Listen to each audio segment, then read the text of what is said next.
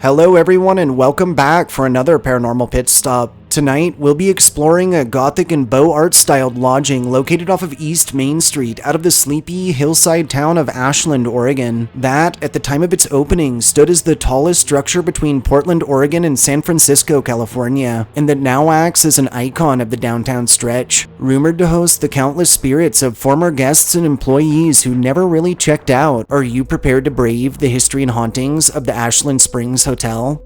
Historically, in 1925, the Ashland Springs would open its doors as the Lithia Springs Hotel instead, and naturally, over time it would earn renown as a place of rest and relaxation for those traveling between California and the greater Northwest. Unfortunately, this initial boom wasn't destined to last, as in 1927 the Southern Pacific Railroad would reroute its lines away from Ashland and through Klamath Falls instead, resulting in a sharp decline to the number of tourists and travelers through the area. In 1960, hotel property was purchased under Jack Humphrey and William Sutton, who would completely refurb the expanse, adding a coffee shop, swimming pool, dining room, and more, while re-establishing the site as the Mark Anthony, in recognition of the growing popularity of Ashland's ever-renowned and celebrated Oregon Shakespeare Festival. In 1978, the site was listed on the National Register of Historic Places, after which it would pass through a number of owners, each who issued their own restorations, additions, and modernizations. Sadly, by 1997, this once glamorous structure had been left closed, abandoned, and had fallen into disrepair. Fortunately, in 1998, the Mark would be acquired under Doug and Becky Newman, who would set to work on a basement to parapet remodel, and who would have the establishment reopened by December of the year 2000 as the revitalized Ashland Springs Hotel. More recently, in 2005, the Ashland Springs Hotel was welcomed as a member of the Historic Hotels of America.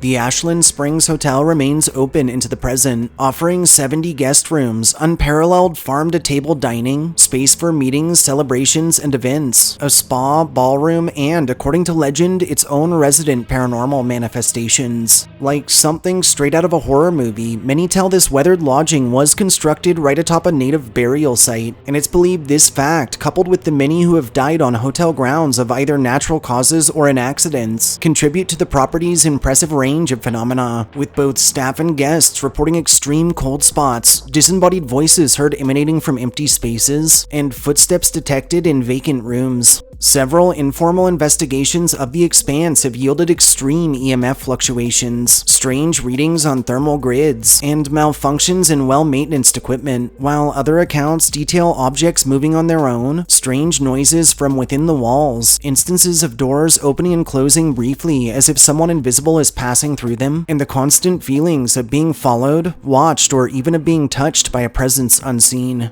Eerie, shadowy figures have been spied after dark, drifting about common areas. A number of spectral guests have been observed going about tasks from life, seemingly unaware that they're dead, and some claim that room 517 harbors something malicious. Chillingly, the apparition of a man with a mustache, parted hair, and a bowler hat who it's believed was murdered at the hotel has also been viewed gazing from various windows on the 5th and 6th floors. A final legend tells of how way back, on what was at the time the Lithia's opening day, a young boy slipped and fell from a window to his death. Many have encountered this boy's small spirit, clad in old-fashioned clothing, running and playing across the property, and while several have tried to catch up with him, mistaking him for an actual lost living child, he always manages to stay just out of reach and usually vanishes after rounding corners or walking straight through solid walls.